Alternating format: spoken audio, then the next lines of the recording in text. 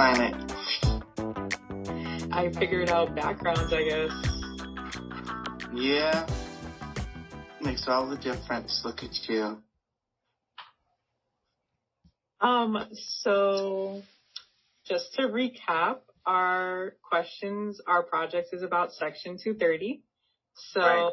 we have about 5 questions each that we want to ask you, invite you to discuss, tell us your thoughts, I guess. Okay. And yeah, I think we only have about 30 minutes, right? So. All right. Yeah, so let's do it. Okay. Andy, all right. Oh, yeah. Right. Okay. I can. And I'll get my dinner during it, but that's fine. All right. So, before we start, I'd like to ask, if it's okay for us to record this meeting. So. Sure. Whatever works. Okay. Thank you. And we're going to be using this maybe for a podcast of some kind? Oh, yeah. Yeah. All right. Is my audio okay for that? Can you hear me? It's really clear. All right. Good. Okay. So my first question is, so what do you think? What role should the government regulation play in monitoring online speech? So are there any lines that shouldn't be crossed? Well, it's a big question. It depends. Where's the online platform and what kind of government? So is a school board a government, and is a school board allowed to choose what children are allowed to say on their platform? I think everyone would agree. Of course they do. Does a town library have the right to decide whether they want to restrict pornographic material coming through the monitors in their space? Yes, of course they do. If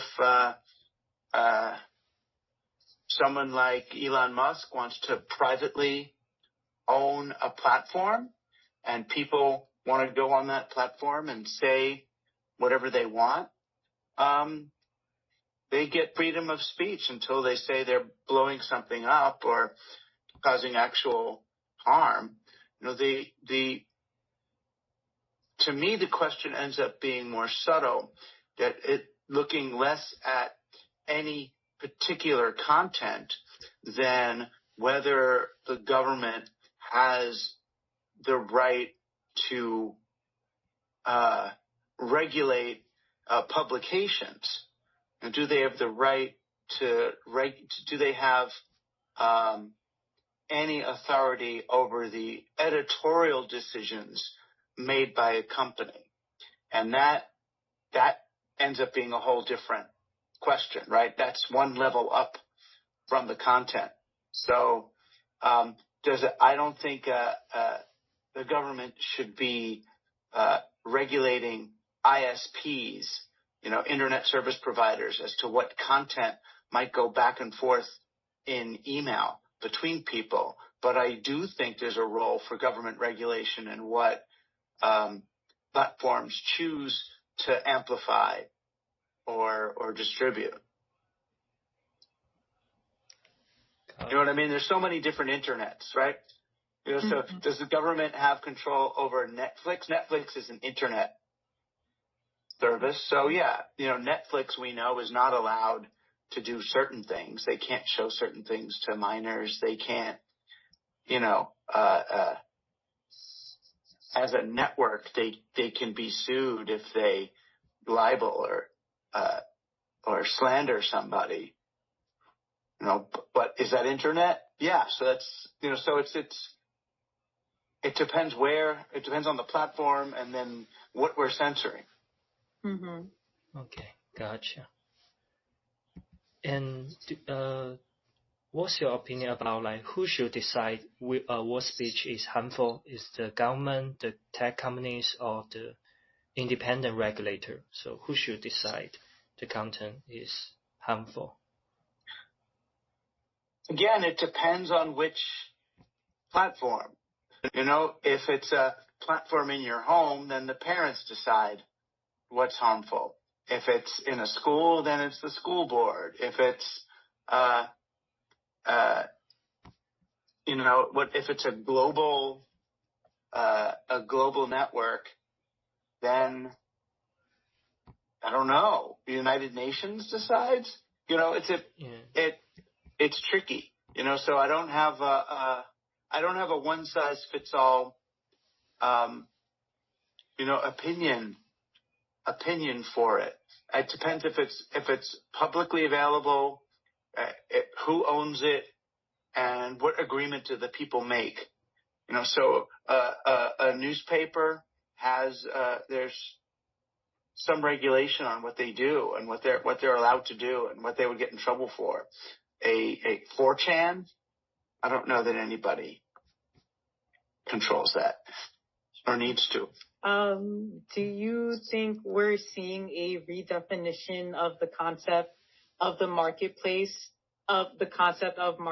ideas and gatekeeping with information online when it comes to Section 230? Do you think that plays a part? These are big questions. Are we seeing? You're asking, are we seeing a redefinition of the concept, the marketplace of ideas? Yes. In relationship to Section 230.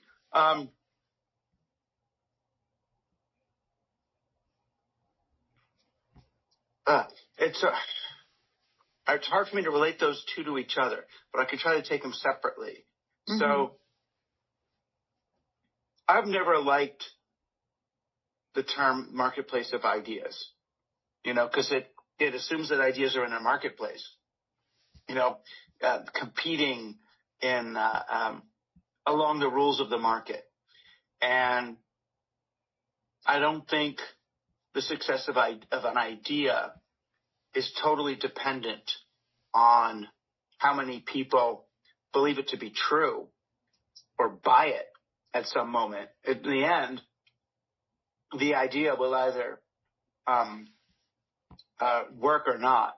So before Trump is president, in the so-called marketplace of ideas, tariffs might be a winning idea. Yay, it's going to protect us. Then he does the tariffs and the economy crashes and everybody goes, oh no, maybe that was a bad idea. So ideas can compete, but there's also a free exchange of ideas. There's a way to collaborate with ideas, where it's not about whether my idea wins and yours loses, and mine is bought and yours is sold. So I think the internet, in some ways, opened up new ways of thinking about how ideas spread and gain traction. It used to be that William Randolph Hearst or Rupert Murdoch would decide on the idea of today. The idea of today is that the U.S. should invade Guatemala because it has an evil communist dictator. And he could put that on the front page of the paper and it would trickle down to everybody. So there was very little free exchange of ideas. It was more, we were told how to think. The internet came and interactive technology and ideas spread in a much more viral, lateral, horizontal way, where ideas that the state or the government didn't want people to know about or think about ended up spreading. For me, it was the Rodney King tape of a black man being beaten by cops. It changed the world. We saw it on a homemade video. That was the beginning. It was before the internet, but it was the beginning of that new way for things to spread. And some of those ideas are dangerous. Some of them we're not ready for. It led to riots in 20 American cities, but it's the slow, strange, chaotic process of justice. The thing about 230, Section 230, is really the main thing it did was say, in some ways, it freed internet service providers of thinking of themselves as profiting off ideas. Mm-hmm. So in some ways, it acted as if there's no marketplace here. The Section 230 said, if you're running a server somewhere, you're not responsible for everything everybody types. You've got email sitting on a hard drive in a Unix server somewhere. The people that own the Unix server can't monitor and look through everything. That was what that was about. But later on in the 2000s, Section 230 was applied to Facebook and Twitter and social media networks that are using algorithms to actively choose what ideas we see. So where Section 30 said platforms don't have to worry about their content because they're not publishers, they're just platforms, they just hold stuff. Once platforms became publishers, once they had algorithms that are choosing what you see, these are your headlines for the day, that's a publisher. And now they should have been forced to take on the responsibilities of publishing at that point. So as far as the sort of marketplace of ideas concept, I would say that the social media platforms threw themselves back into the marketplace once the publishing marketplace, once they started to choose what we read and what we don't. Thank you. And as future tech professionals, for us students, how do you think students should think about ethics when developing new platforms or tools for moderation?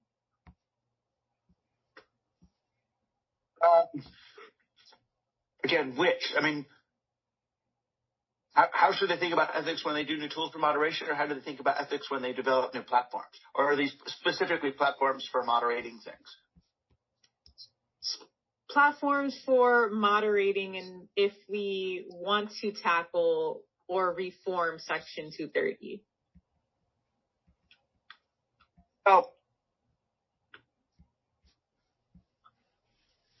reforming Section 230 would be a government thing, right? So I do think that students who are interested in policy and lawyers and activists really could and should push for a reconsideration of these platforms' exemption from all responsibility for what they put out. That platforms should have a choice. Either let people get their algorithms somewhere else. In other words, just be flat. In Twitter, it used to work that you would subscribe to different people on Twitter and you would see their tweets. It's very simple. That was what it was. And then they changed it so you see tweets of people that whatever they think are going to get you more involved. You're no longer seeing messages from people that you want to see. You're now being sent stuff. So it's a very different thing. And yeah, one path would be to work toward policy. If you're building a platform, I think it would be very interesting to build a platform that had no algorithms, to build a platform that had an open API and let people import whatever algorithm they want. If you want to be a white supremacist, here's your white supremacist algorithm, which is going to show you all that great white supremacy you want. But you know what you're getting. You want an even-handed journalistic one. Here's the New York Times algorithm for helping you parse, Twitter in a way, and it's going to show you what it thinks is true or not. Keeping ethics in mind, I guess, really just means thinking about not just how is this technological change going to please our investors, but how is this technological choice going to impact the people on our platform and the society in which they live. And it's really pretty easy to know. If you're a social media company and you're building something, whether you're turning up the volume on incendiary, sensationalist, inflammatory content, and you know when you're helping people understand the world in which they live. It's really not rocket science. I don't think it's about filtering or censoring bad messages. I think it's about, giving users more agency, direct agency over what they see, rather than putting in front of them whatever you think is going to make you the most money. Fair enough. Thank you.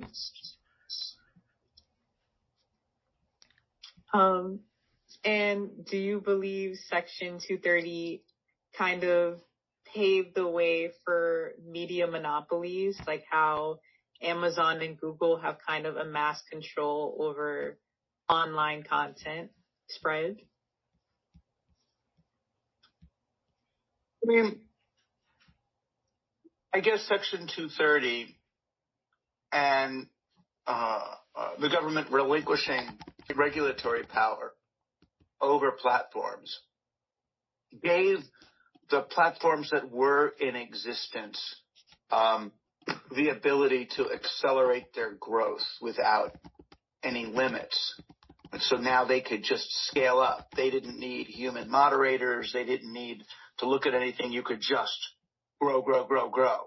The only way to bring on 1 billion users in a couple of years is to not care about what they say and see. So I guess it did. I don't know how much it helped Amazon, but it certainly helped,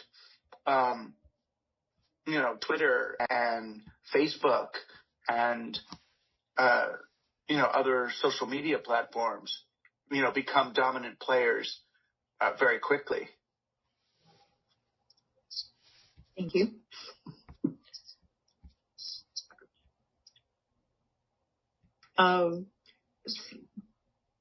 One of my other questions, but you kind of answered them, I feel like. What would a meaningful reform look like to you if Section 230, like without compromising the free flow of internet online? Right. I mean, the changing or removing Section 230A doesn't disable the free flow of information online. If anything, it unbridles it. Then our communication, our loving, plain old, regular communication is no longer censored by social media companies. Right? Social media companies are currently censoring our speech by replacing the voices of people we've asked to communicate with other voices of people who mean us harm. So in some ways, applying Section 230 differently and forcing these companies to stop their algorithmic titration of our communications pathways, we end up less censored. Mm-hmm. We can regulate the companies so they stop regulating us. I do like that idea. And that does seem like a better internet to be on without like they already can't censor us on the internet, but an idea of the internet without kind of algorithms pushing things in your face definitely sounds like an internet I'd want to be on. Right, because if the algorithm's pushing something in your face and you're not getting to see the face that you want to be seeing. Mm-hmm. For sure. So I like flipping the censorship argument on them, right? It's these companies. They say they want free speech, but they're not allowing it. That's true. Can I ask a follow-up question? So how can the platform like Twitter or Facebook balance their own like speech rights with the users' rights to like express themselves? Oh, very easily. If the platform wants to exercise speech of its own, then it needs to understand that it is now a publisher. That's what a publisher is. The New York Times publishes because they have their opinion, and now they're responsible for their opinion. Facebook and Twitter and other social media platforms are protected by a rule, 230A, which says they have no opinion. They don't say anything. They don't do anything. They're just provider. They're just a platform provider, letting other people do things. So it's fine if they want to continue to voice their opinion through their algorithms, through their selection of headlines, through the way that they put together news feeds. But then all they have to do is accept that that's what they're doing and be regulated like anyone else who has a platform for money expressing their opinion. Gotcha. I finished my set of questions. Did you finish yours? I think I also finished my questions. Okay. Yeah. So, Professor, do you maybe have anything you want to add or ask us, or add any final thoughts? It's mainly, don't accept the terms of the argument as they've been assembled by the social media companies. What I've been trying to do as we're speaking is reveal that the words they're using, the arguments they're making, they're faulty. That censorship takes many different forms. And if we focus on our people free not only to speak, but free to see exactly what they're choosing to see, you realize, these censorship and free speech questions are more complicated than Elon Musk, wants to believe. For sure. And I know the First Amendment definitely plays a part in what we say and post online. Right. But a real First Amendment advocate would not want to be on Twitter, which represses, it repressed pro-Kamala posts. We all saw it. It took things offline when, we had our deadheads for Kamala thing and we're taken offline, just as we're gaining steam. It was we were considered, illegal or terrorist or something. It's like, what? For sure. So they even do that, and they even did it directly. So they're just throwing out arguments, but they really don't have anyone's best intentions at heart. I guess all we can do is hope for that to change in the future. Well, we have to do more than hope. Initiate change. Initiate change. That's what you guys have to do. I'm old and tired. You're young and energetic. You have lifetimes ahead of you. Mm-hmm. Okay. Well, thank you. I pass the torch. Okay. We will be. Thank you. Thank you. All right. Good luck. I guess I'll see you Monday. Yes, we'll see you. All right. See you on Monday. All right. Bye. All right. You take care. Bye. Bye. Bye.